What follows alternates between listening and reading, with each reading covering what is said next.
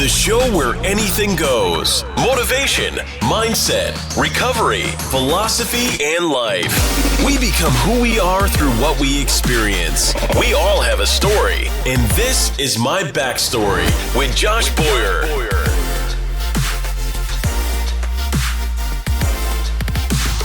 What's up, everyone? So I'm super stoked. I just got done recording episode number 9 with Dustin Goodwin up in Forbes, California.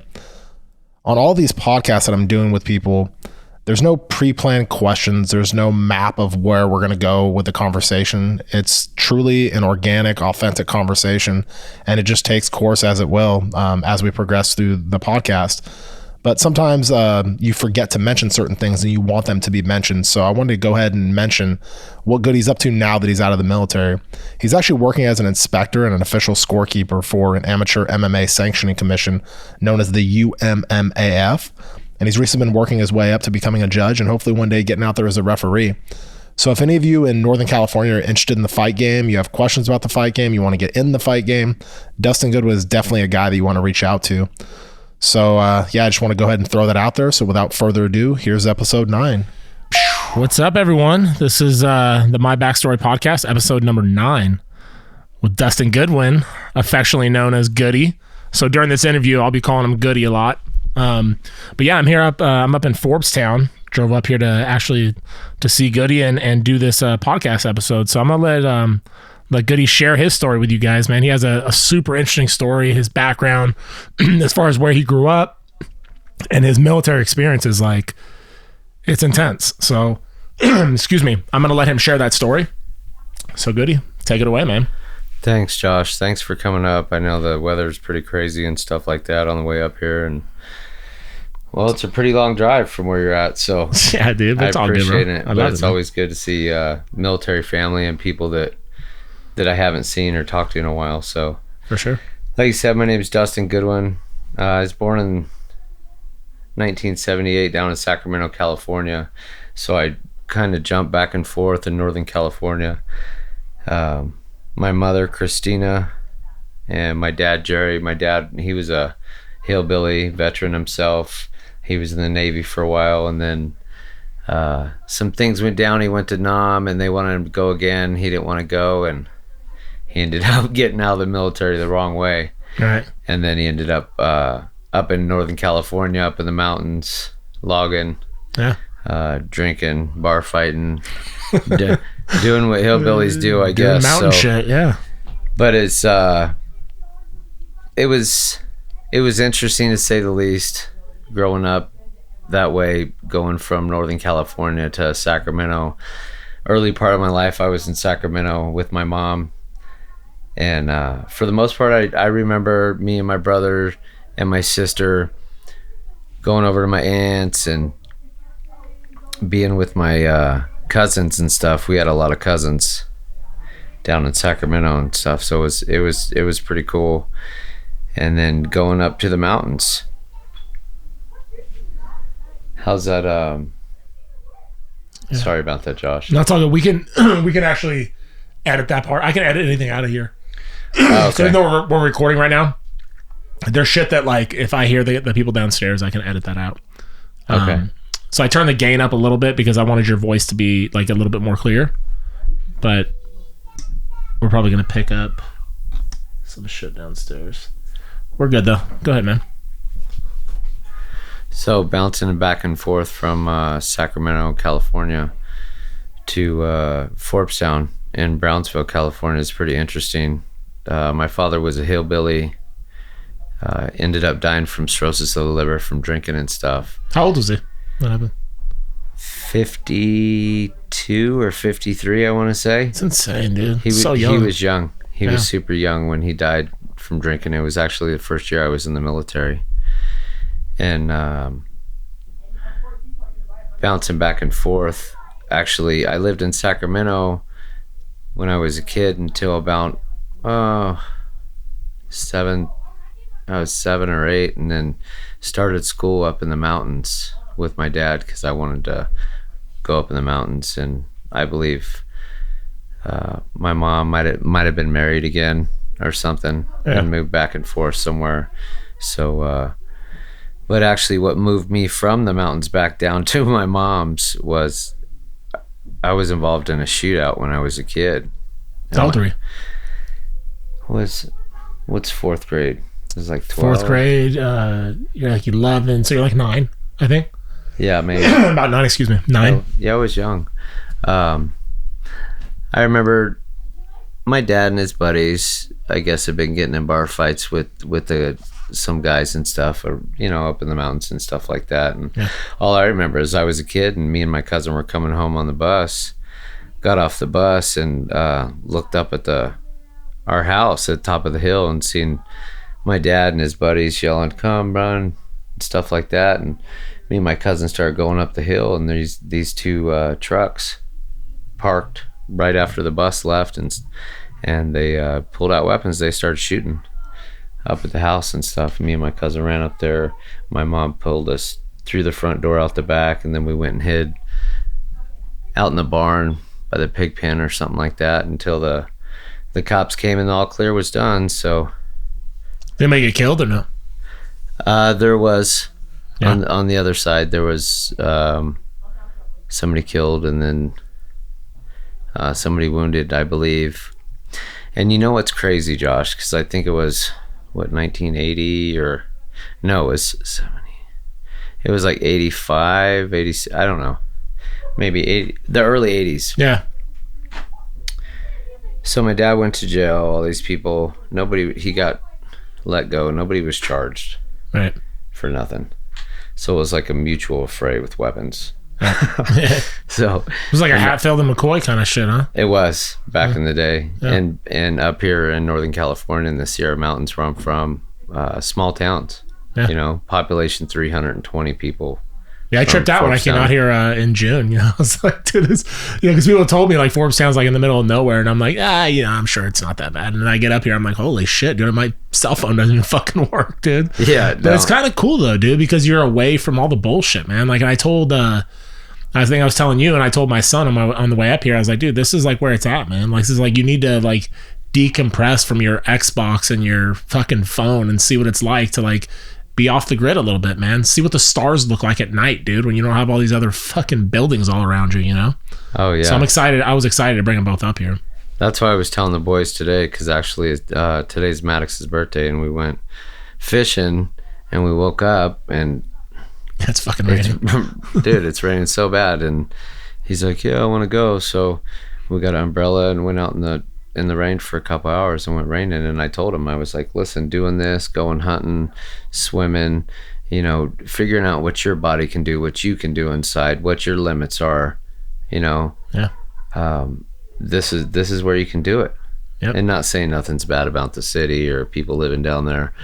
It's not, because I'm a big believer in you are what you make yourself. You're not a product of your environment. Right. Too many people cop out on that. Agreed. So up here, you know, people could say, hey, there's drugs here, there's drugs there, but there's, you know what I mean? Yeah. There's weirdos up here, maybe because they want to live away from everybody else. Yeah. I don't know, Josh, but I was telling the boys today that they can completely test themselves as human beings in every kind of way living up in these hills. And that was great before I went into the military. And even with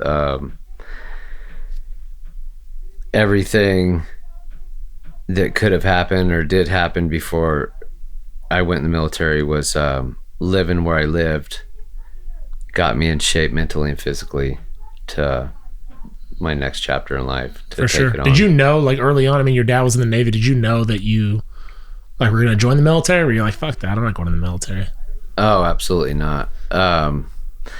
So in junior high, we'll take it back a little bit. Sacramento, after the shooting, I got sent back to live with my mom in Sacramento. Right. Lived down there with her. I was actually lived in North Highlands off of Madison Avenue for 7th grade.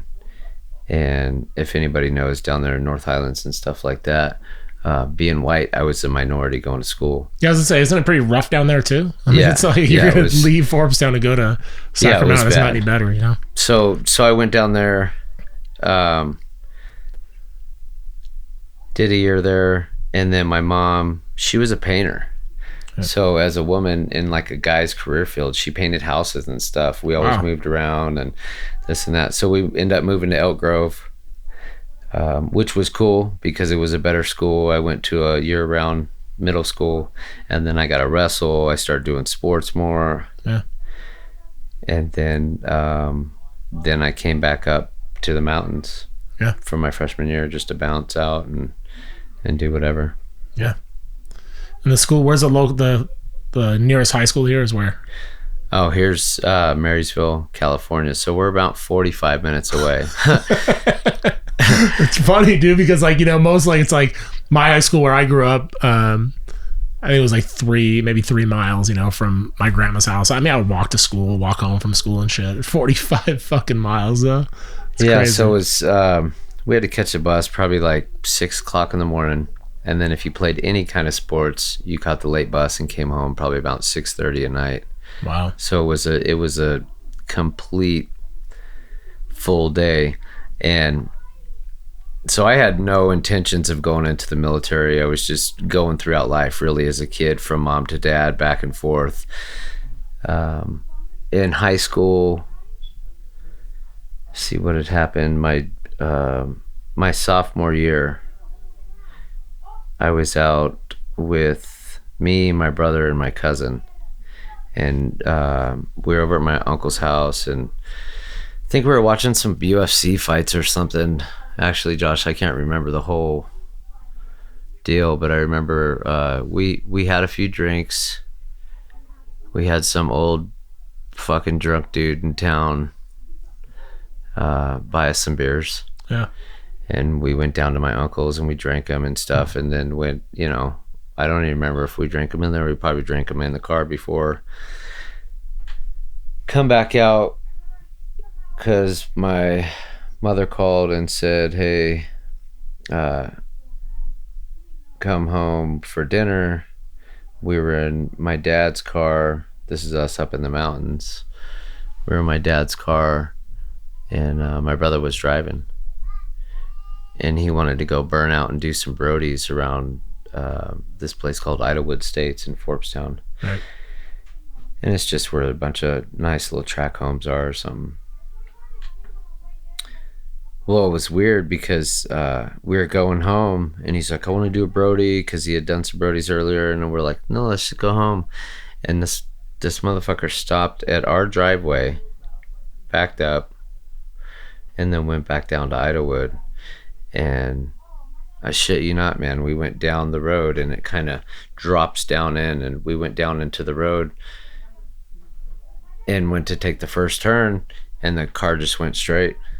And we were going like, I don't know, maybe 45, maybe 50. Yeah. Because it's, it's a little road, so you got to be jamming. And he was jamming, and we hit an oak tree, boom. And that's how I remember opening my eyes, and I was outside of the car. Shit. And I remember getting up. I thought my brother was just knocked out. Actually, the only bruise he had on his whole body was just his chin from where he hit the steering wheel. Yeah. Boom. So it had to have been done quick. And my cousin was in the back. My longtime friend, Jeremiah Gonzalez. I call him my cousin, hooch, brother, whatever. He was in the back screaming and stuff. So I picked him up. We went across the road to the house across the way. Yeah. Because I looked at my brother, I shook him, and I'm like, oh, he's knocked out. Or I was thinking he was knocked out. I didn't know, really, I was in How shock. old were you again? 16. Oh, shit. So it's right after I came back from Sacramento. Yeah. And ended my high school years out before I went into the military up in the mountains.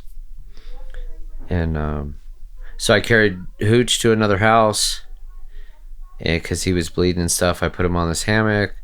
The people there called the cops and the ambulance, and then I remember sitting down on some stairs, and one of my shoes was like brown, but it was a white and blue Vans that I was wearing. Right. And that was like the blood from my leg, and I pulled up my pants, and I had a compound fracture. Oh, and shit. So just out of sheer adrenaline, I'd carried my homeboy like all these different places and stuff. And then I sat down and crazy, bro. And when I seen it, I'm like, wah! And I remember just like, pass out. Oh yeah. I was totally. fucking out, bro. I'm like, where's the drugs? Yeah. And then I remember waking up in the ambulance because then they did give me drugs and I was high as shit. Yeah. And I was like trying to pee in the ambulance. And I'm like, I gotta pee. And the lady's like, Mom. And I whipped it out and I'm like trying to pee. And she held me out though with the cup, man. Yeah. So God bless them and what they do. Seriously. Yeah, definitely do. The shit they deal with. Yeah. So that was my high school years. And I didn't do any sports my high school years. I actually didn't do a lot except. I don't think you finished that story. I don't mean to cut you off. What's up? Your brother died during that car crash, right? Absolutely. Yeah. He died. That's insane, dude. That's nuts. When did you find out? So you thought he was knocked out. You had a compound fracture. You end up in the ambulance. At what point do you like figure out like, fuck, dude, my brother's dead? So I remember waking up back up in the hospital. I was in Orville ER. And I knew before my parents told me when they both walked in the room, because they weren't together and they never usually were ever. Right. So my mom was in Sacramento and my dad was up here, and then when they walked in I knew automatically. So my dad wouldn't tell me and I already knew. Fuck, man. Yeah, so it blew. The worst thing about it, and not to be like total bah humbug and everything, but it was a few days before Christmas. Ugh. It was 2 days before Christmas. Jesus, dude. So is it like a thing for you now, like every year, like when that date comes up, or do you not really think about it much, or is it? I don't, Josh, and here's the thing, and I've talked to, who was I talking to about this last week? I'm not into deathaversaries, bro. Yeah. Like, so the first year we moved home here, my sister died. Yeah. In December, like the first week of December. Well, I just know it was December 10th or one of the days, because it was the day my house flooded. Like, I don't remember, deathaversaries and this and that, because I have a lot of family members, like right. everybody else that are dead. And if I did, then I would just mourn everything. So I'd rather celebrate their stories or dumb shit we did together, or stuff like that. Or even if it's a bad story, it's still a memory. You know what I mean? You still have to accept those feelings, good or bad. Were you guys super tight, you and your brother? Yeah, he was, out of 5 of us siblings, I'm the youngest of 5. Oh, wow. Me and him were the only one with same mom, same dad. Interesting. Yeah. So back and forth when we were going from my mom's to my dad's, or down in Sacramento back up to the mountains, and me and him stuck together tight like glue. How many years apart? 2. That's crazy. That's like my brother and I. We're the only ones with same mom, same dad. He debates that, but whatever. Yeah. But yeah, we're a year and 11 months apart. Wow. Yeah. So anyway, well, that fucking sucks. And then you came up here, and then your sister passes away. It's like, fuck, man. Yeah, that was when we came back after the military. But it's life, I guess. Cancer hit her, and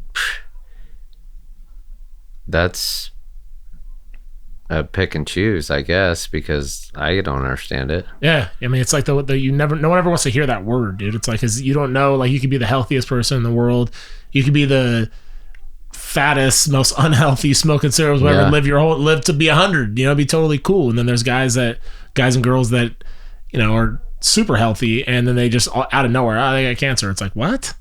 It's insane, dude, man. I've met rotten ass old men at the bar smoking, and 80, 90 years old, and just horrible human beings, and they're the healthiest people I know. Yeah, just living, dude. Just not giving a fuck, dude. Just living. Man. That's insane. So when you so after your brother died, you were 16, you finished 2 more years of high school, which had to have fucking sucked without your brother being here. I mean, that would probably be, I know it'd be terrible, because my brother didn't die. I don't talk to my brother anymore, but when we were younger, we were super tight. And he went to the military where I was in high school. And when he left, dude, I was fucking, I mean, it's kind of like him dying because I didn't see him anymore. It was like, dude, I was devastated. And I know when he would come home on leave, like I get fucking super excited, like, oh, my brother's home, get all fucking pumped. But it was tough because it was also my last 2 years of high school that I had to do with him gone. And I was bummed, I was like, oh, this kind of sucks. I was like hoping that he would be back, for leave or whatever to watch at least one of my football games, But anyway, it's definitely not the same as fucking losing your brother permanently, but still sucks either way, man. When did you, so after you graduated high school, did you join the military like right after? No, I joined late. I was 23 years old. Yeah, I was almost 23 it was in March. So I just turned 23 years old. Yeah. And I was in high school. I was loving it. After I was just partying, man. That's all I was doing, really. It was just partying and being that guy, rolling around Yuba and Sutter counties and Butte counties and just partying and doing, the typical high school stuff. After my brother died, I kind of think my dad gave up a little bit and started drinking a little bit more and stuff like that. And that's when he got real crazy with the cirrhosis of the liver. Yeah.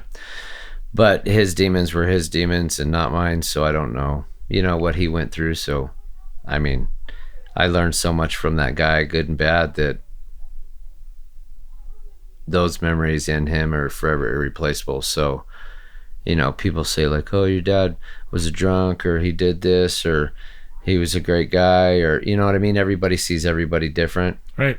And you only have one father figure and one pop. So, and perception's reality, right? So whatever you perceive is your own reality. So some people may say, I see him as a raging alcoholic, and for you, it's like I see him as my dad. I don't give a fuck. Yeah, like, and I've seen both sides. I've seen the cops come to our house. I've seen him go in cop cars. I've seen him freak out. I've seen him be a big teddy bear. It is what it is. So, after my brother died, I probably gave up a little bit too, because I was fucking around doing drugs. I was just doing whatever I wanted to do. Yeah. And actually, myself and Jeremiah, the same guy that was in the car wreck with me, we had a real good friend we went to high school with, Raylyn, and she ended up going in the Marine Corps. Yeah. And she was on leave one time, and she was telling me and Jeremiah, like, you guys have so much potential. She was working us up and telling us basically that, well, not working us, telling us we were douchebags. We didn't do something with our lives and we could do something better. Yeah. And that week, me and him literally went into the recruiter's office and ended up getting sold on the Air Force. Yeah.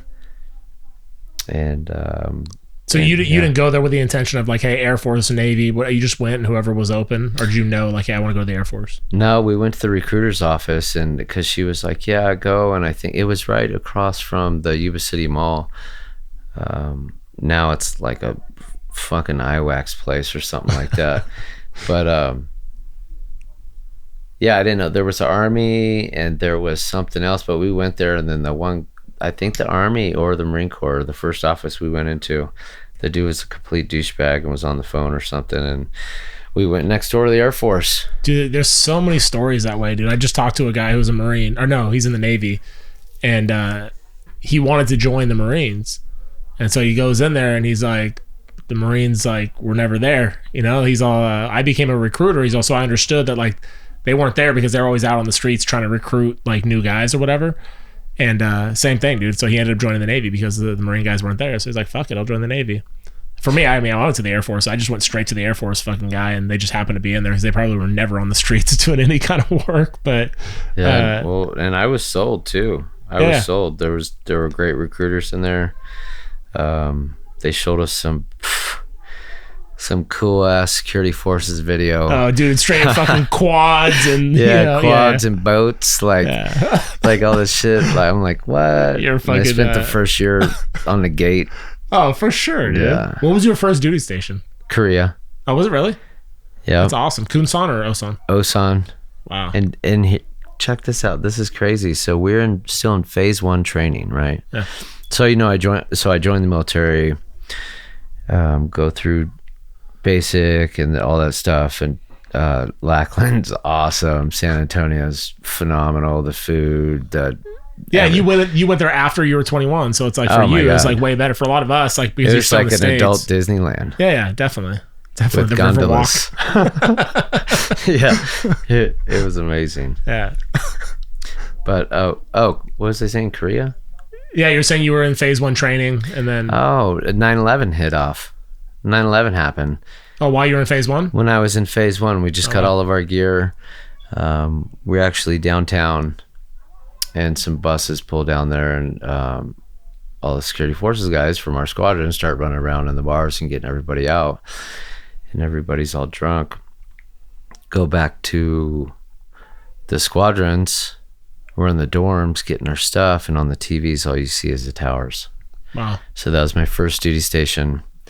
There were some drunk guys running around. They had been drunk off soju or something. Yeah. But they had like camo paint on. You know how cops get when shit goes down. Definitely, dude. Camo paint on their faces, and they're like, "We're going to war. We're going to," like freaking out. And I'm like, "Holy shit, man! I just got here. Yeah. Like barely got my gear." And so we get our gear and go into the squadron, and no shit, everybody gets posted out. You know, we get armed up and posted out. And the phase 1 guys, I go to the initial ECP at Osan Air Base, outside of the base to check IDs for people coming in, and if they weren't like Delta and stuff, you had to turn them around. And but because of Manning and it being Delta and us not being fully ready to do that, like we were on the gate for like 2 or 3 days, man. Oh yeah, that was like us at Mildenhall, because I was at Mildenhall when 9/11 happened. So we went to Delta right away, and it was fucking insane because for a lot of us, I got there in May of 2001, and then so September, I was only there a couple months, and then that shit kicks off, and it's like they had this elite gate guard thing where it's like people wear their blues on the gates during the day, and I think we were doing swings to mids or whatever. But if you work the shift from what was it 2 to 10 or some shit or whatever, you had to wear your blues. Even though you weren't part of the elite gate guard shit, you had to wear your blues for whenever you came on shift. So I was in my blues, because I was going to be on gate 5 or whatever that day. And 9/11 happens, and I'm like, I was waiting. I saw it on TV at the Bob Hope, and I'm like, fuck, dude. And right away, like, my radio starts going off. Personnel, Boyer, fucking everybody come back to the squadron. So, dude, I was on the gate. It had to be for at least a day and a half in my flak vest and shit. Like, it was intense, dude. And I felt like I was never going to sleep again because, like, when you got home, we got back to the dorm, it's like your adrenaline's pumping so much, dude, because you're like, you don't know what the fuck is going on yet. And, it's like, hey, you got to go back to work, and everyone's kind of running around crazy, and, you're blacking out all the signs. So you don't even, if you're not from there, you don't know where the fuck you are. So it was a trip, man. It was an interesting experience. I'm sure it's probably way more interesting being in fucking Korea, but fuck, dude. Well, half the people were crazy because they say about Korea, like, you either make it or break it. Right. I went there with 9 guys from tech school. Yeah. And there was 3 of us that got out of Korea without getting in trouble. Really? Yeah. Do you think they set it up that way to where it's like kind of like, I mean, we all have choice, right? Everybody has a choice. You choose to be a fucking dirtbag or do the right thing or not. But it almost seems like sometimes like it's maybe part of the culture a little bit. Like, cause I mean, you talk about Korea. I never was stationed in Korea, but I mean, everyone talks about it, dude. Fuck Korea, the juicies, the this, picture the that. This, Josh. So I remember one time we were getting new mattresses in the dorms. Yeah. And one of the flights were off. We were having a party, and there were 2 kiddie pools. The little blue kiddie pools or whatever colors you blow up, like pools, filled with soju and different kind of drinks and shit. So kiddie pool soju bowls, and the mattresses that the old mattresses that people were getting moved out of their rooms were on the back porch, and people were jumping out of the dorm room windows. I'm talking 4 or 5 stories. Fucking idiots, dude. On the back porch. And that was just like one dorm. Right. You know, Korea was downtown. With every beer, they give you a shot of soju. And they tell you don't drink it because it's non-regulated. Just like rice wine or some shit. I don't know. But everybody drank it because they gave you, a free shot. Well, you can drink 5 shots of soju and be fine. Right. Or drink 1 shot and not remember the rest of the night. Really? Yeah. Because it wasn't like regulated as far as like the alcohol content and shit? Oh, yeah. Yeah. So you can... It was amazing. So Korea was a speed bump and a blur. Yeah. If that makes any sense. Because you're only there for a year, so yep. Can you extend there?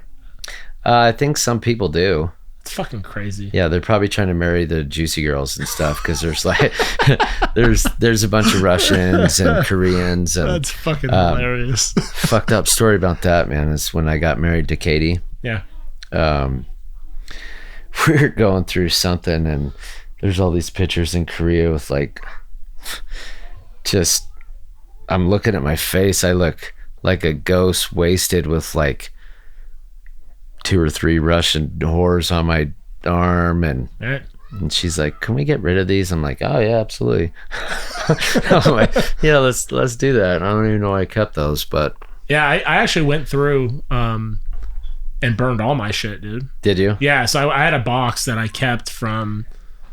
I want to say I started it in high school probably, but it was like all my love letters and shit.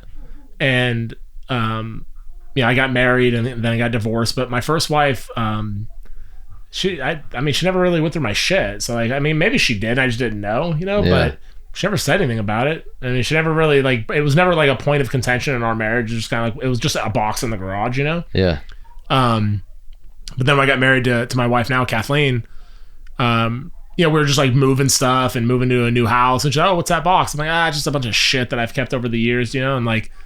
So we started going through it together because I didn't care, It's like this old love letters and shit. Yeah, the main reason I kept it, man, was because my grandma, had all these love letters. Can't judge you on the past. Yeah, there's that. And my grandma always told me that, you want to hold on to these things because, when you're my age, it'll mean something to you. And I was like, maybe, whatever. So she had a bunch of love letters that people were writing to her like during World War II and shit, My kids don't want to see the picture. Yeah, exactly, dude. So like that's my those ones, like love letters from World War, if it was a love letter from old stuff, but if it was a love letter from from my wife, you know what I mean? Like it was like a love letter from my wife, then yeah, my kids would love to see an old love letter from mom and dad, But it's like love letters from some random bitch. Yeah, not from some juicy trying to get break free from her visa. Nah. So like I went through about 2 years ago, maybe 3 years ago, and I took that box. All my old military pictures, all my old love letters, I burned them all. I burned everything,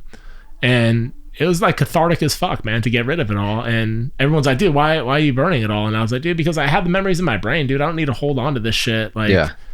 What? It's just a picture. You know what I mean? Like I have so many awesome memories, so many awesome friendships that I made while I was in the military. Like I don't need to hold on to all this old baggage, just get rid of it. Absolutely. So anyway, sorry, dude. I just went on my own little soapbox.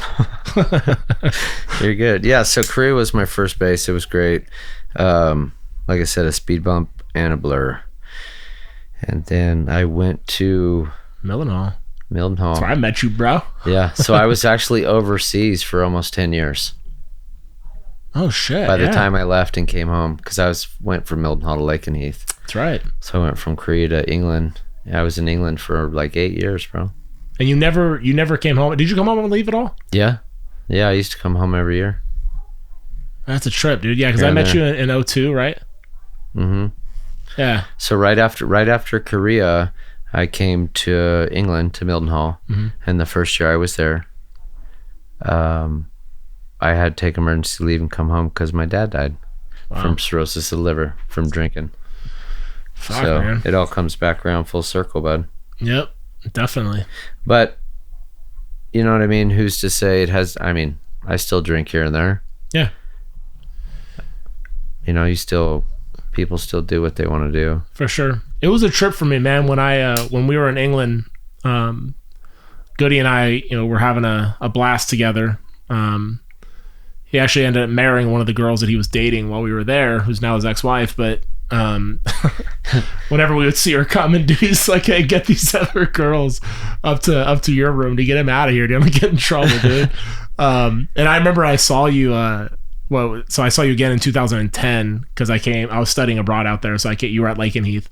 And I remember I was like, dude, homie hates me, dude. Like, she doesn't want to see me, dude. And I was like, dude, I'm not that same guy. I'm totally I remember different. Because Phoenix lived on base too, and you came over, and actually I seen there was some random picture of just us sitting on the bed. It's not even us; it's just our hands. Oh, and our and beer? a beer, a Budweiser, and a Red PBR. Stripe. And I'm like going through pictures. I'm like, oh, there's mine and Josh's hands. I'm like, this is awesome.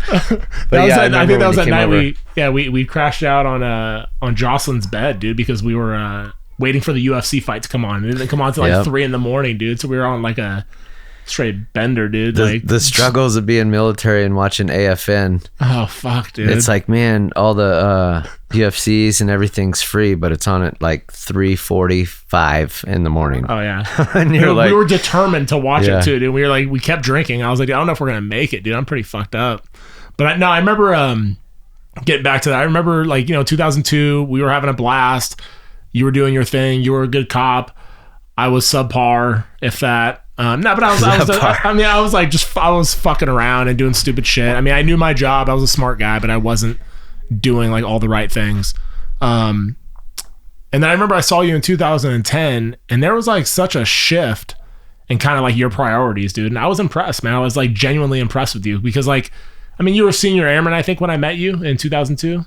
Yeah. And you were A1C or senior airman? I don't remember, dude. I came there as A1C. So I met you as an A1C. Yeah. So you were an A1C, and you were just doing your thing, and we were partying and having fun. And then when I saw you in 2010, you were a tech, and I think you were almost done with your degree. Like, you were going to college and fucking getting your degree, and had plans of going to officer candidate school and all kinds of shit, dude. And I was like, dude, this guy's fucking squared away. And that was right before you went on that fucking deployment to Afghanistan, actually. I was, and it's weird. And I look back now, Josh, at the military, and I'm thinking obviously everybody would have wished they would have figured shit out earlier. Yeah. With the schooling, with the schools, with leadership styles, traits, how to get people to buy into bullshit, but then not make it bullshit. You know what I mean? Make it something that's functional. The military was a trip for me, and I would say after becoming a senior airman, it just fast tracked for me, man. Right. Did you make BTZ or no? Yeah. BTZ, did you really? Staff. Oh wow, dude. Staff my first time, tech my second, and master my second or something. I don't know. I was a master at 10 years. So that's fucking awesome, dude. I didn't realize you made BTZ, man. That's fucking really cool. Yeah. Fuck, dude. But I think that was in the end, it was my ultimate demise, because not that per se, because I wanted to learn more and do more. Yeah. Because those are some of my regrets that I have in the military. Yep. But just the fast track of, I don't even know how to say it, the deployment tempo for security forces, but then the home station turmoil that came with all that, if that makes any sense. Yeah, for sure. Because our career field there was no other one like it. Yeah. Now it was a trip because you're making rank, you're doing all these fucking squared away shit, dude, you're fucking kicking ass, dude. You're on a good fucking path, dude, on a good journey. And the cool thing that I think set you apart from a lot of people and a lot of other leaders was that you'd walk around there, you'd see guys that made BTZ that, below the zone, and they, they make rank really fast and they become techs, masters within 10 years, whatever, which is rare, but they make it. But they're all drink the Kool-Aid, ate up motherfuckers, dude, that you don't even want to hang out with. You know, it's like, dude, I don't want to hang out with you, dude. But you were never that guy. You were always like the cool motherfucker that everyone wanted to be around, you know, which was that was a nice change from like the norm. You know what I mean? And you're motivated, dude. You're super motivated, but you still kept it cool. You know, like, and it was cool. I thought that was a great quality, man. Not just as a leader, but as a friend. You know, it was really cool to watch. So I kind of want you to go into detail. I mean, obviously, most of the people that have been on the podcast, like, I don't know them. Phoenix was the first one that I knew from the people that I've done a podcast with. Now you, and so I know a little bit about you, and I know a little bit about your story. But I really want you to go into detail of, you're in the military, you go through, you're in security forces, you go through the ranks, you make tech. And in 2010, you get deployed to Afghanistan. And for me, I think that's where a lot of things for you drastically changed, like big time. Some for the good, some for the bad. But I want you to share that story because I think I think it'll resonate with a lot of people. And I think it's fascinating. And I think it really speaks to the warrior mindset and like just the absolute savages, dude, that we have in the military that are willing to go to whatever lengths to protect their men and to do things. And so I want you to share that story, dude, if you don't mind. Oh, I don't mind at all. Thanks, Josh. Yeah, for sure. So in 2010, it was my fourth deployment. My first deployment was to Iraq, and then Afghanistan. So this one was a little bit different, though. It was a jet tasking, which is a joint expeditionary tasking. So we basically got sent out with other forces. So we're Air Force, but we're security forces, ground guys, basically grunts, MPs, whatever you want to call it. So we were with the 101st, but then the 1st Brigade combat teams, and we were out in Jalalabad, Afghanistan. There was 9 of us Air Force guys out there at the Provost Marshal office. We had a great team that we went to training with, and the reason I'm laughing is because we were supposed to go to Bagram, and here's what's the debacle, and I would say not just the Air Force, but the whole entire training system for DoD, is we went to a FOB, a forward operating base, and we, some of us went off the FOB with the 1st Brigade combat teams and this and that and blah, blah, blah, going out to other little FOBs and stuff. The training that we got was from a guard base in Texas for base security.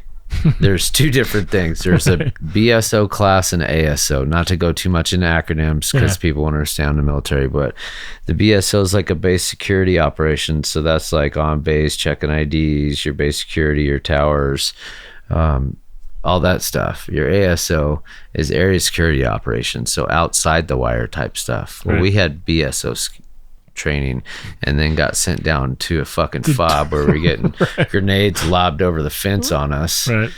But you adapt and overcome and stuff like that. So we had a great team leader at that time, Captain Weish. I believe he's a major now. I think he's down south by LA too. Oh, is he really? Yep. So we had Gil, Coop, Manny Rodriguez, Kalo, Justin Tintler, John Haim. Who else? We had a great team. Great group of guys. 1 female with us, which didn't impact operations either or. Right. Because usually it's, somebody's trying to get with them, or somebody don't believe they should be there, or somebody this and that. But Mata Jo, she was cool. So I was a night's flight chief. We were in Jalalabad, Afghanistan, about 16 kilometers from the Pakistani border on Highway 1. So it's right there in the shit. Actually, the movie, what's that movie? 13 Hours? Zero Dark 30. Oh, Zero Dark 30. Where they go and kill Osama bin Laden. Yep. We were towards that base, kind of, where they left from, kind of. Right. So FOB Fenty, wow.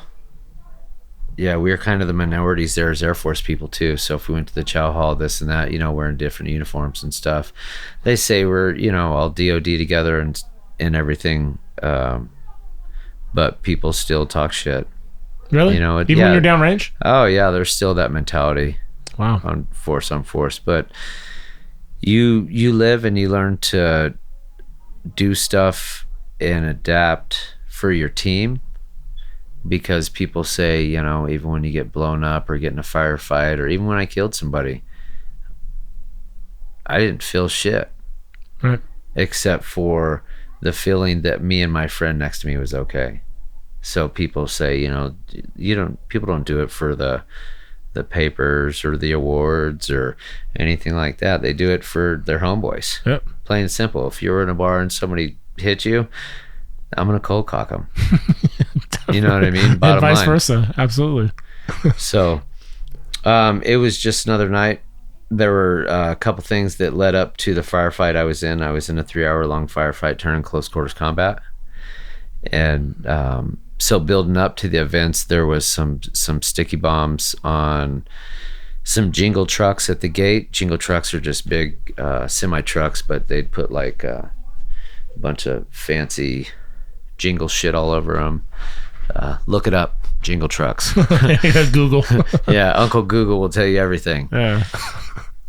But so there was some intel leading up to it. There's some footage on our base. There's some this and that.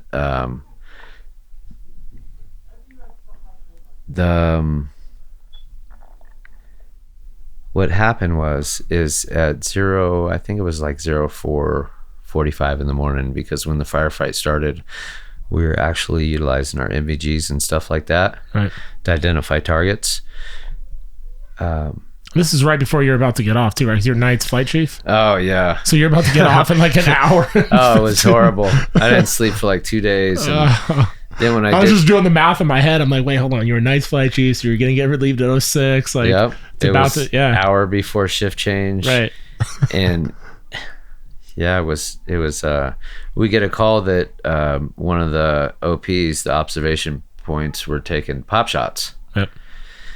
And they were taking pop shots, and so we call it in. Well, when the base takes action or it gets locked down to where everybody goes to their position, everybody goes to that determined position, because if you start bottlenecking and everybody goes to where that is, where there's contact, right, then you're going to bottleneck, and that's how people flank you, and that's how people go around. So you have a base defense plan to where everybody has a predetermined location where they go to once this shit goes down. Excuse me.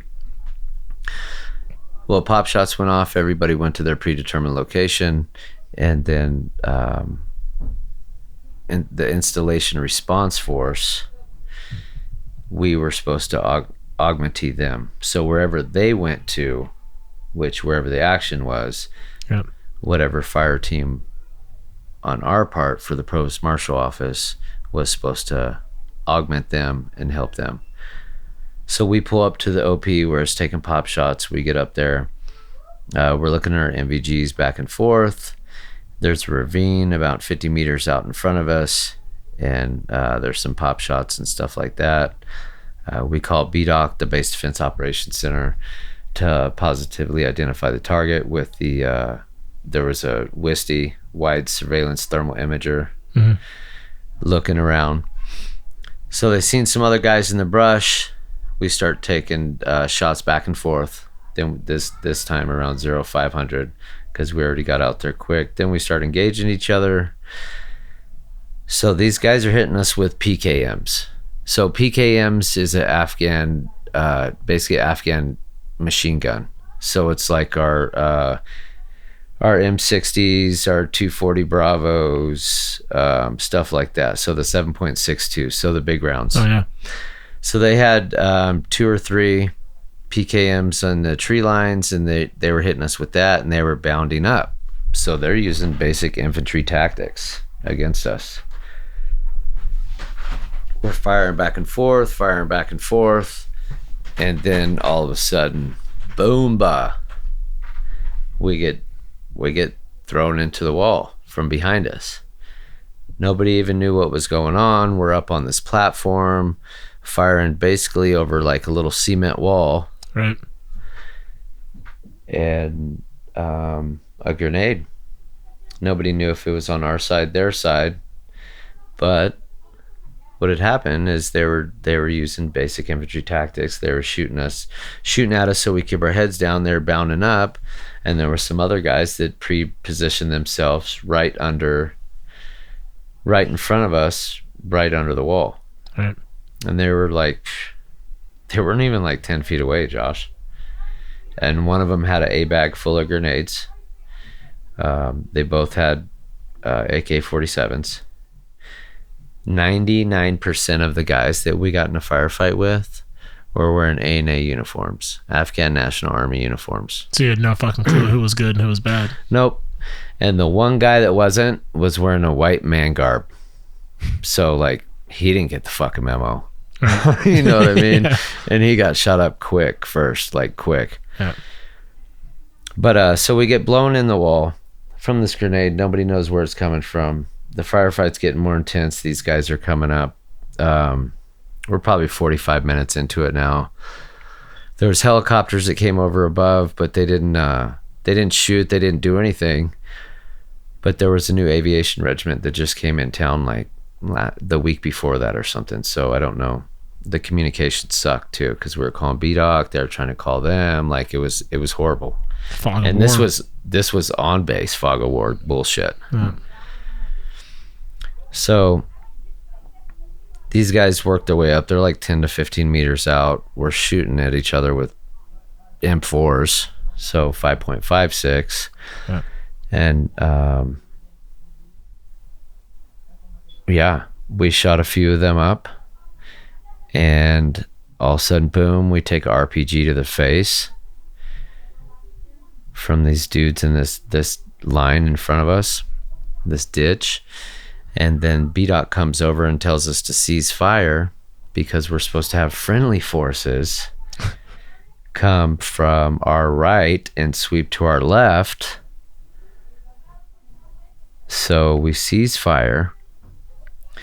And we're like, all right, how do we fucking PID these? How do we know these guys are friendly forces? Well, they're supposed to be Afghan National Army guys wearing glow sticks. Yeah. So this is what we're getting. So we're like, all right, so now we're gonna have. So we stop firing. So now we're gonna have A&A guys who were basically firing at us right now anyway. Yeah. Different guys come from the right to the left to sweep these guys, but these guys will have glow sticks on, so we'll know it's them. You know what I mean? Like, are any of you guys fucked up at this point? Like, has anybody been injured or taken out? No. Okay. No.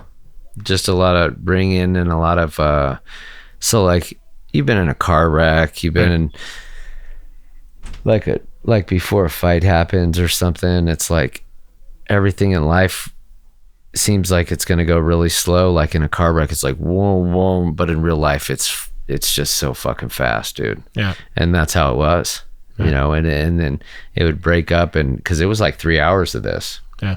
So it would break up from like whoa, whoa, from like that tunnel vision type shit to like boom, and then I'd snap out of it and be crazy. Legit. So these guys were supposed to sweep from right to left. Right. Needless to say, some guys came from the right, but they weren't wearing glow sticks. They had A&A uniforms on. They had shit coming out their backpack. Like, we're telling BDOC all this stuff, you know, we're giving them a sit rep and description on all these guys. And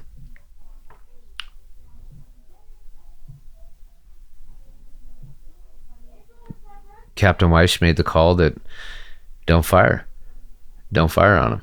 Right.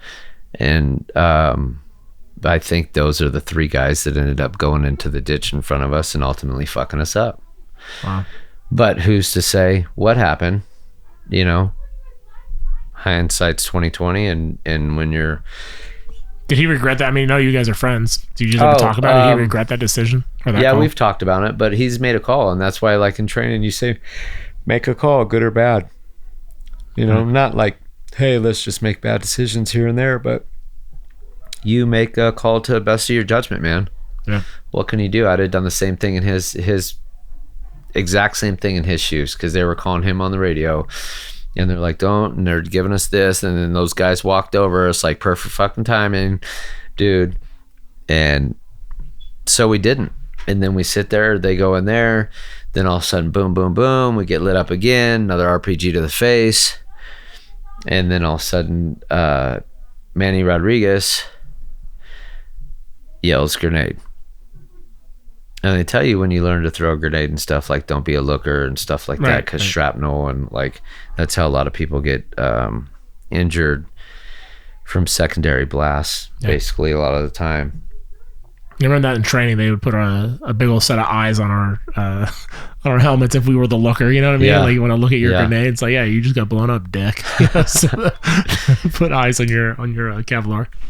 And Manny Rodriguez said, grenade. And I swear to God, Josh, all of us sat there and looked at this grenade fly over our heads. And we just watched it. And it landed on the platform with us, like right behind us on the platform with us. We all had time to look at it land, and basically go, oh shit. And I remember saying shit and turning at the same time, and then wackow. It was the worst percussion of my life. So I had like hickey marks on my neck and my body and stuff. And then I guess a little bit of snot or something coming out of my ear, they said. But it was so fast and so just, and then it was over. And I'm sitting there and I'm looking, and we're all like, what the fuck? And I look over at this guy next to me, Sergeant Amendola. He was one of our customs guys. Right. And he had a through and through in his bicep on his arm. And he's like, am I hit? And I'm like, oh fuck. And I remember like touching his arm, like putting my finger in his bicep, and like through his arm. Yeah. And I'm like, yeah, bro. Yeah, go ahead and say you're hit. Yeah. And so the first thing in my mind, like all that, we're sitting there and my back's against the wall. And so on the other side of my back, on the other side of the wall, is these guys with the A-bag with the grenades. Yeah.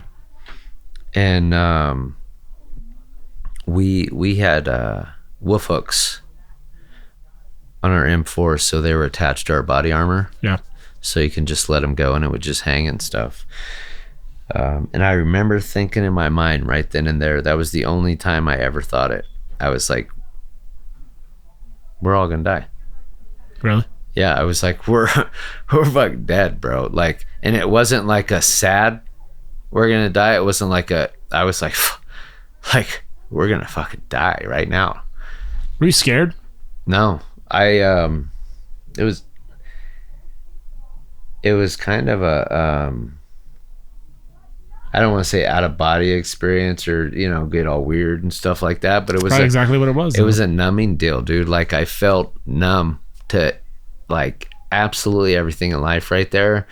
And it was just like somebody just wrote a sentence for me and it made like dead fucking true sentence serious, like, boom, you're gonna die. And I was like, oh my God.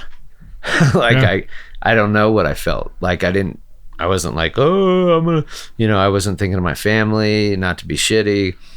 Like, I was just like, holy, like, great. Like, are you fucking kidding me? Yeah.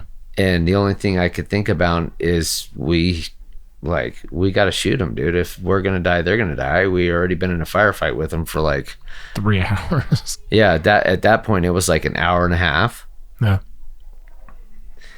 And, so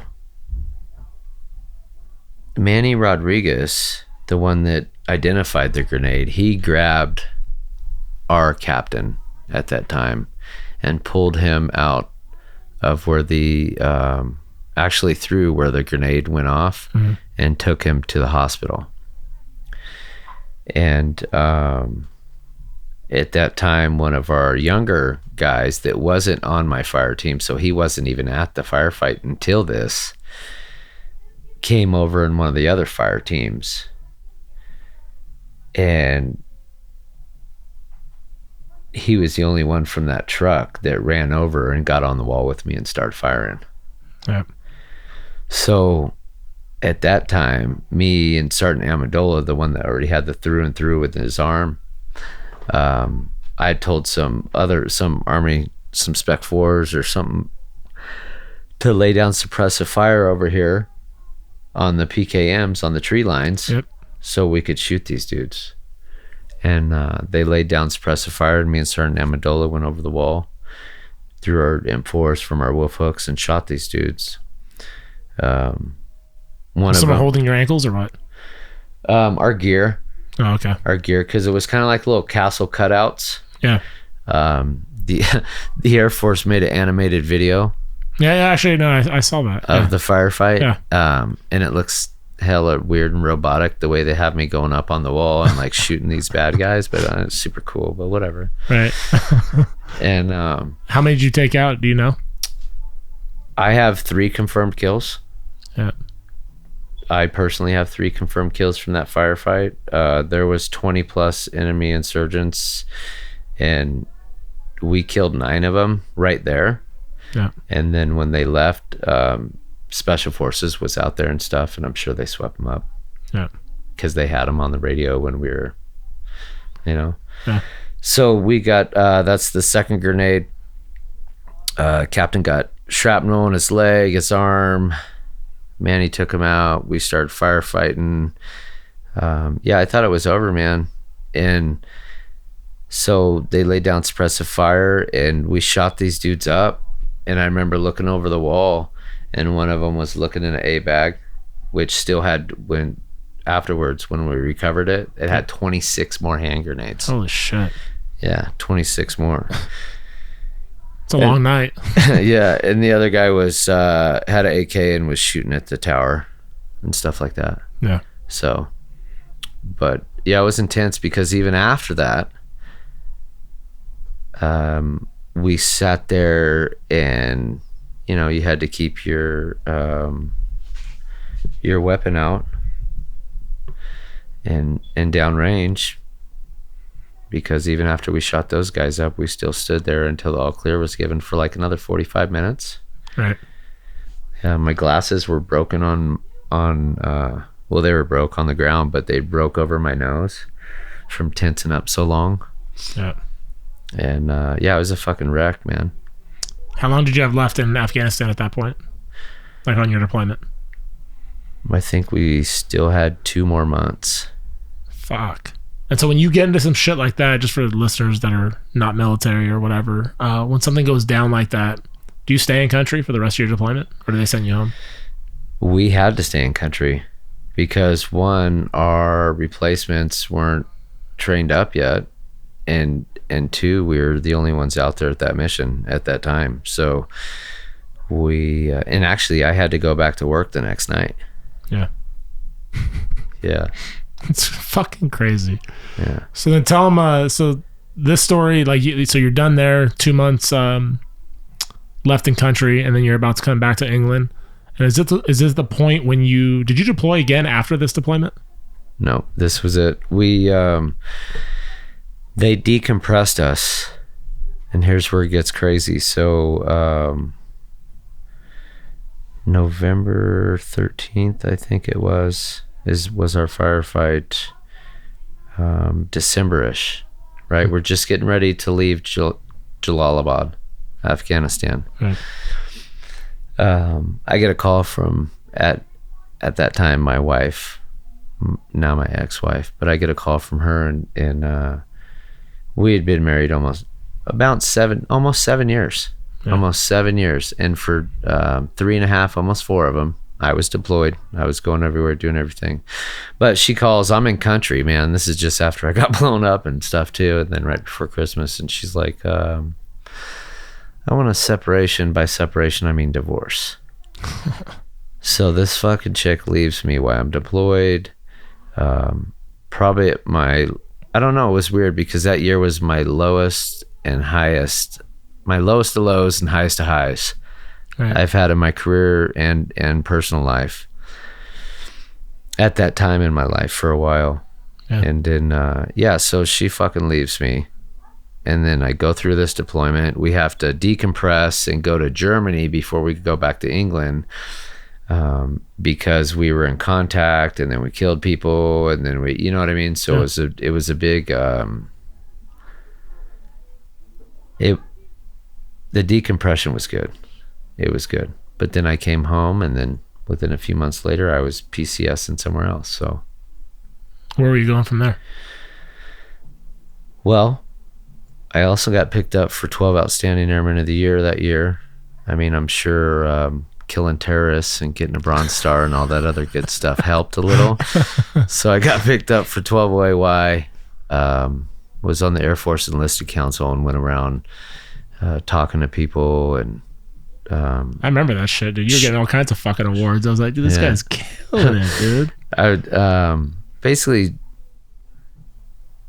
I was doing talking papers, bro. So all these meetings we went to, basically all I was a spokesperson for my MAGCOM of talking papers of how they wanted to change policy and shit. And then I would bring it up to the Chief Master Sergeant of the Air Force at our meetings. Did you dig it?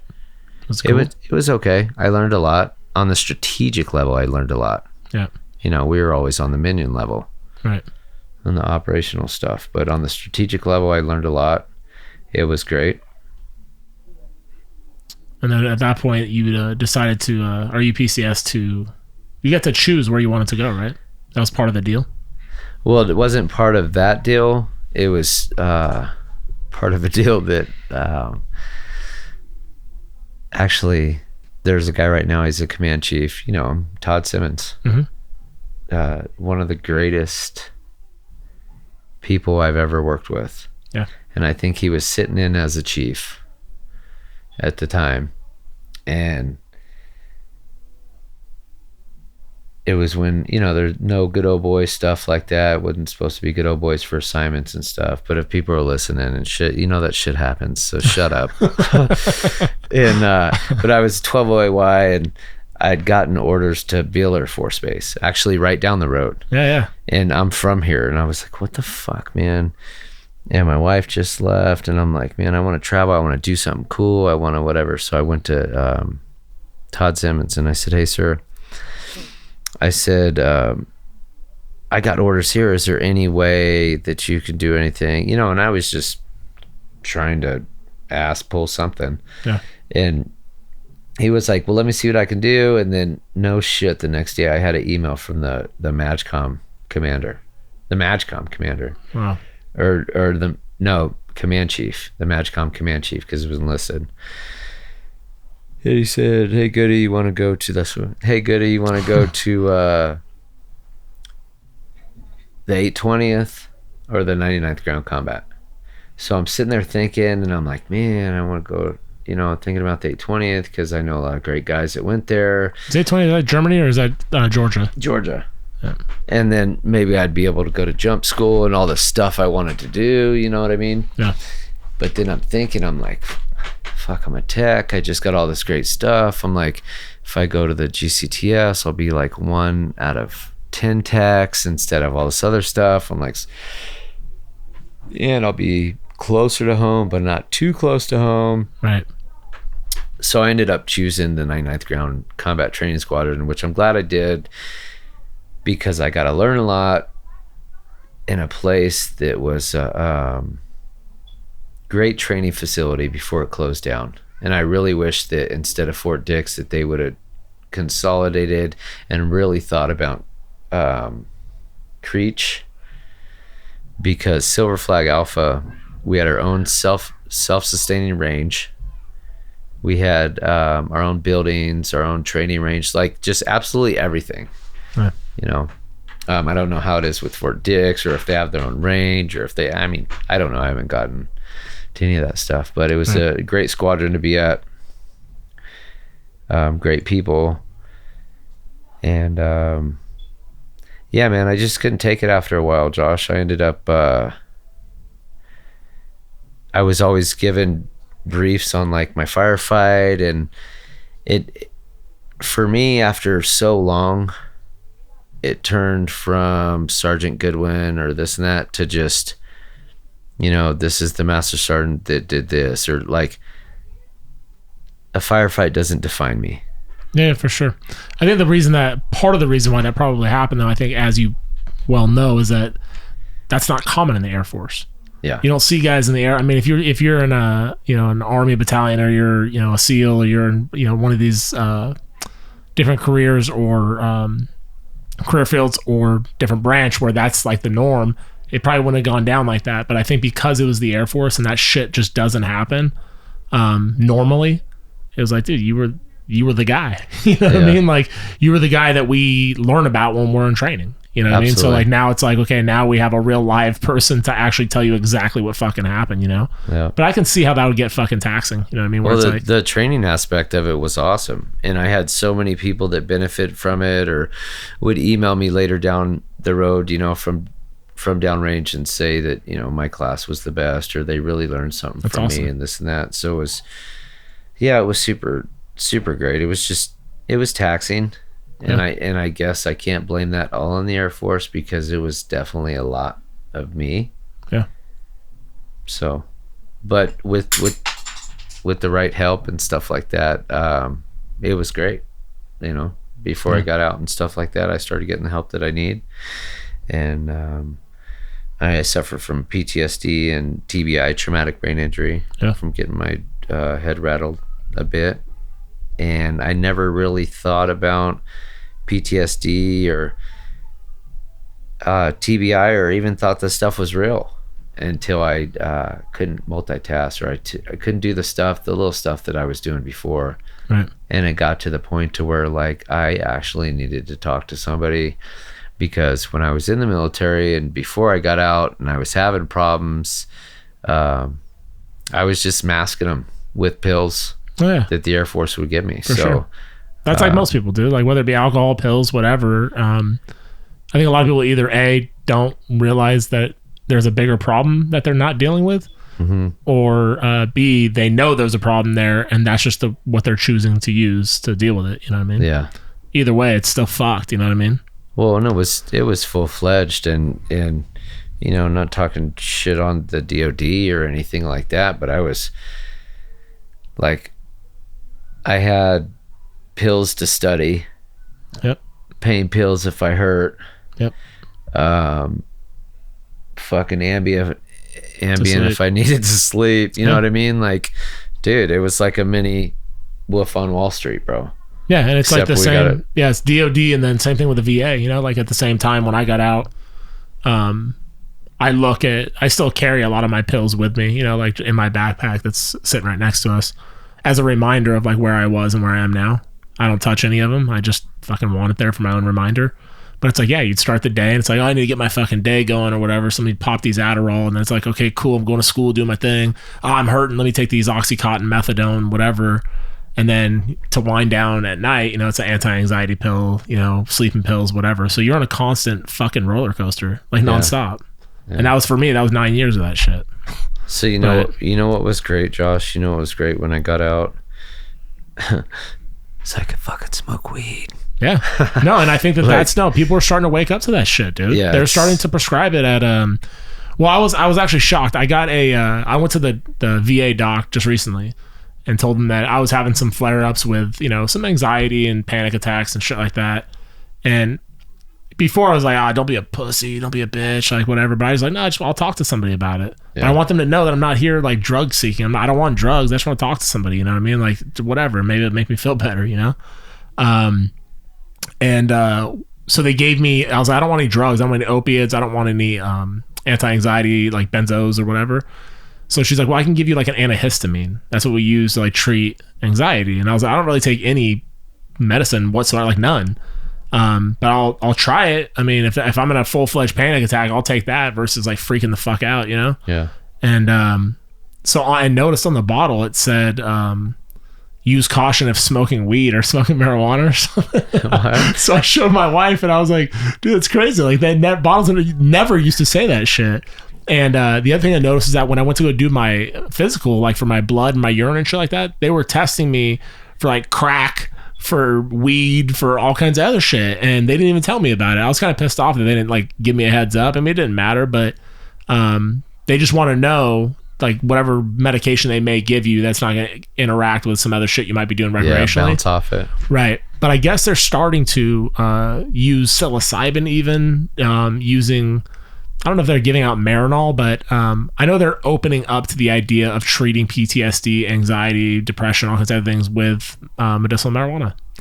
It's out there, dude. And I think it's a great idea for sure.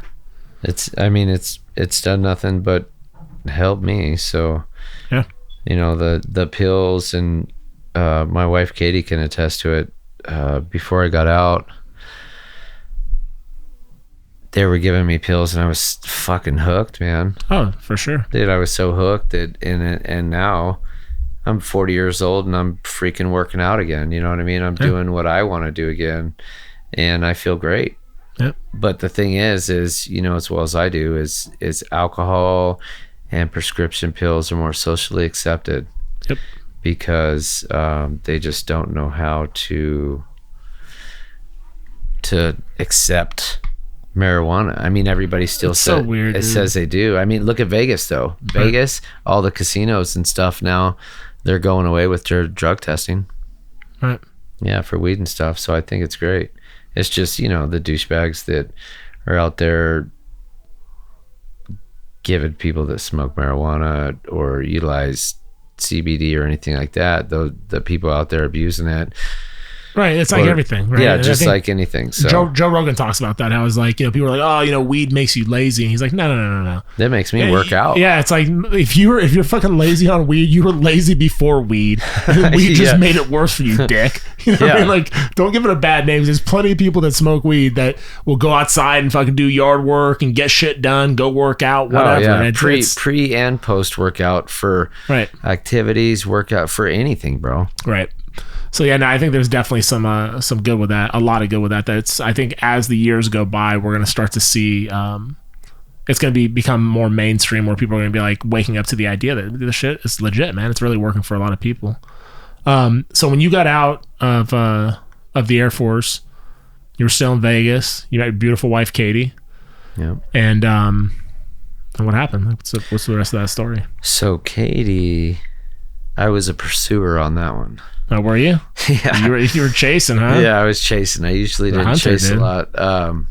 Yeah, but she was a little bit feisty at first. You know, it didn't help that I came to the party with the girl next door and was making out with another one when my buddy was like, we need to go.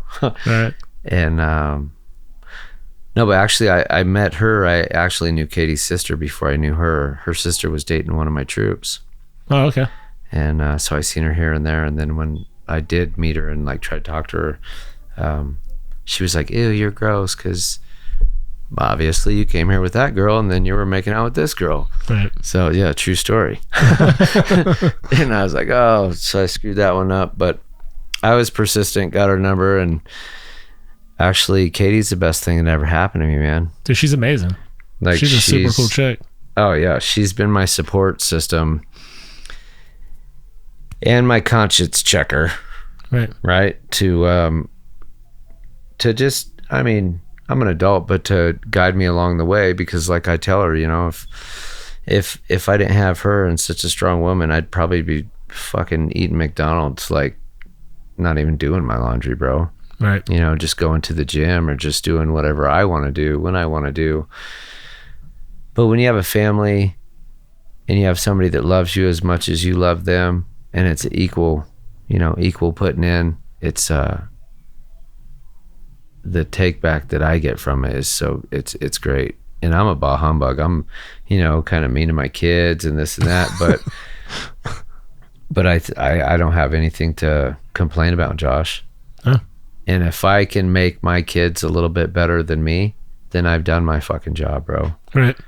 So it's like I tell everyone, man, like I'm critical of the way that I parent my boys. You know, I have 4 boys, and it's like sometimes I'm like, fuck, I'm kind of a dick to them. I'm pretty hard on them.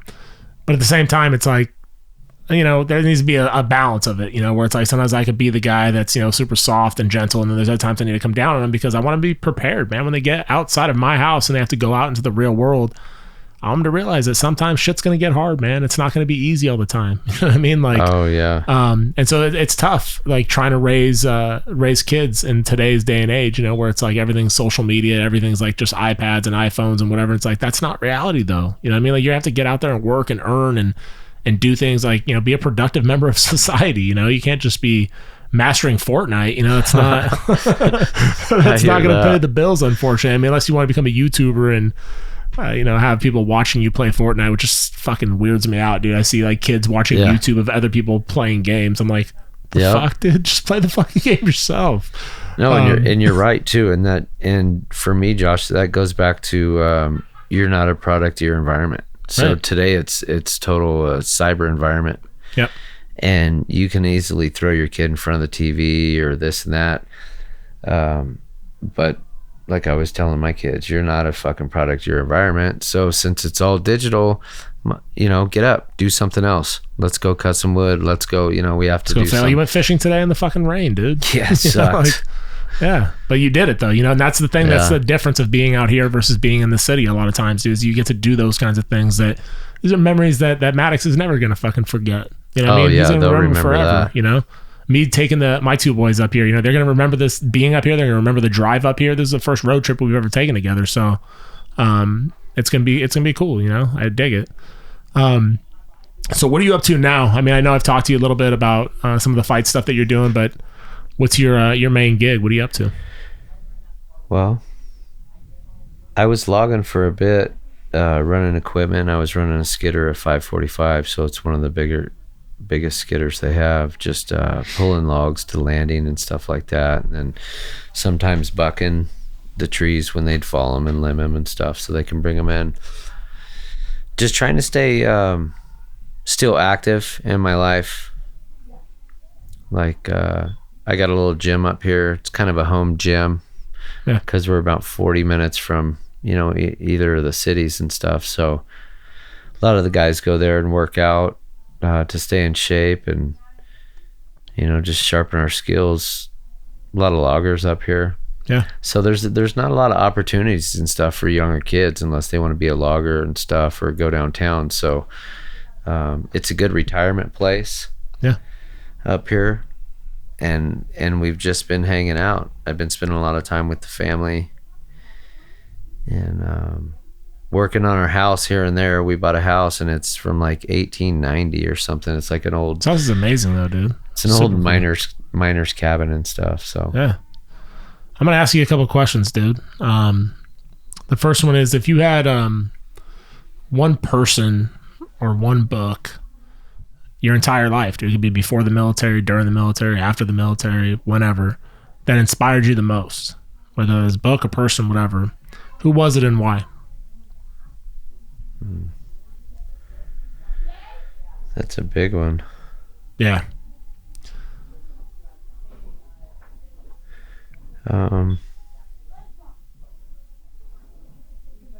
Like somebody that, like, when you were at a pivot in your life where it's like, because I think we all have those moments where it's like you're at the fork in the road, dude, and it's like you can fucking go off the deep end, or you can, where, like, for me, I know that I could speak to a couple guys where it's like they changed the course of my entire life, you know what I mean, by helping me pivot. No, I have one, and I just absolutely thought about it. So after my brother died, was a huge pivotal point in my life. Yeah, absolutely. Because I was going down. I was doing shit, just doing whatever I wanted, really. And this, actually, I didn't even talk about in my upbringing, and it's probably the most important deal. I was working at this place called Woodleaf, Young Life. It's up in Challenge and stuff like that in Northern California. And it's a Christian camp for kids and stuff. And like, I didn't go to the Christian camp, and I wasn't big on religion and stuff, but I started working there as a landscaper, just a landscaper working outside. Right.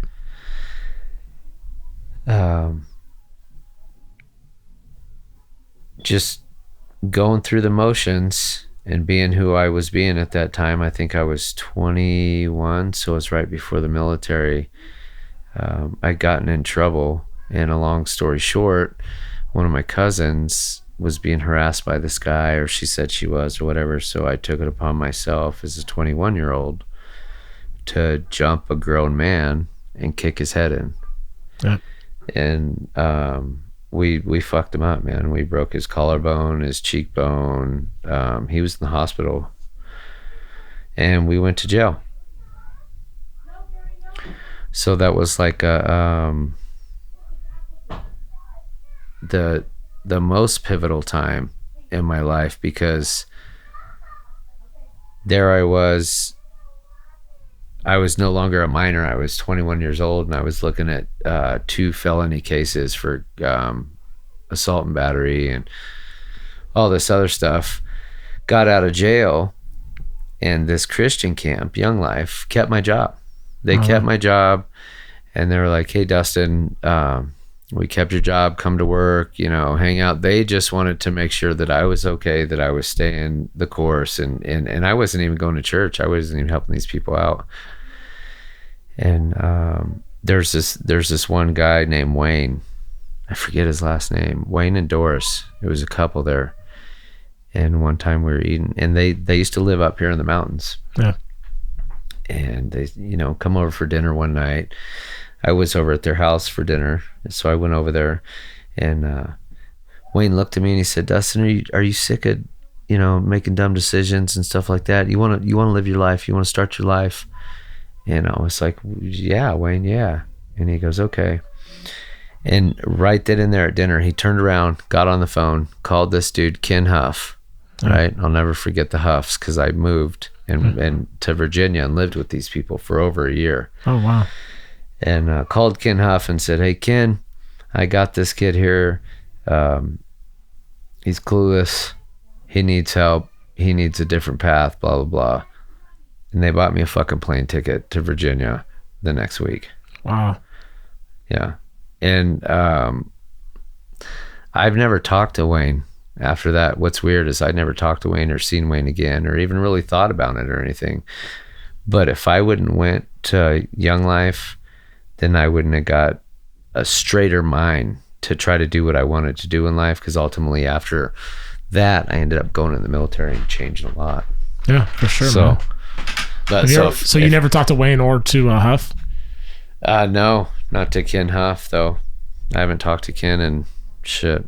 I was out in Virginia for a while, and then came back and then went in the military. So it's a fucking cool story though, dude. Yeah, super cool. People I totally forgot about, and they totally made a big turn in my life. So should hit him up if he's still around.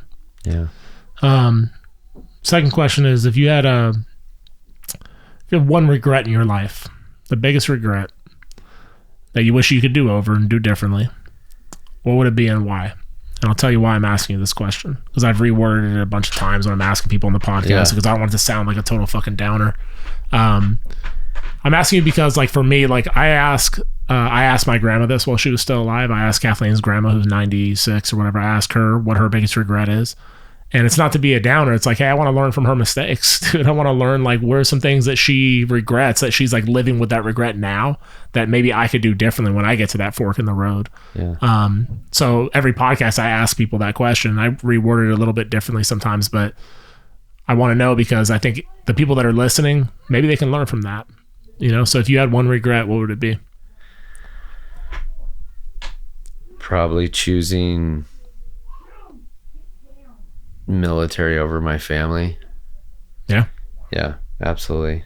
I gave it 100% in the military, and not just my immediate family, not my ex, not my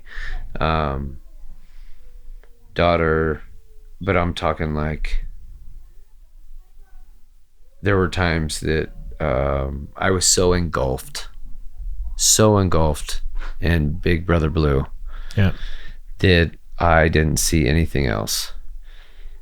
And there were pivotal times in my family's lives, prior families and my family now, that I chose Big Brother over them. Yeah. And other than that, that's it. Because the shit that I've done, the dumb stuff, You know what I mean? The weird stuff, the funny stuff, the gross shit. I don't regret, man, because that makes me good at, you know, it makes me me, and it makes me irreplaceable. Totally. So how would you get, like, what would you tell a new person going in the military? It doesn't have to be an airman, just a new young kid going into the military with a family, you know, what would you tell them? How would you tell them to do it differently than you did? Balance. Balance? I try to work that with my daughter right now, Jaylee, the older one, because she plays soccer and stuff. She's varsity soccer ever since she was a freshman. She was varsity. So stud. Balance, because she's so good at soccer, but then she's so beautiful and she's so smart and she's so popular, right, that if she can't balance her social life with her educational life, then she's going to fail. And right. that's what I would tell any new person, is that balance and the adaptability, just to, you know, people say, you know, the flexibility to adapt and overcome and stuff like that. But I mean, that's the truth, because if you don't have balance in your work life and your social life, you're going to fail. Yep. Every time. I agree. And sure.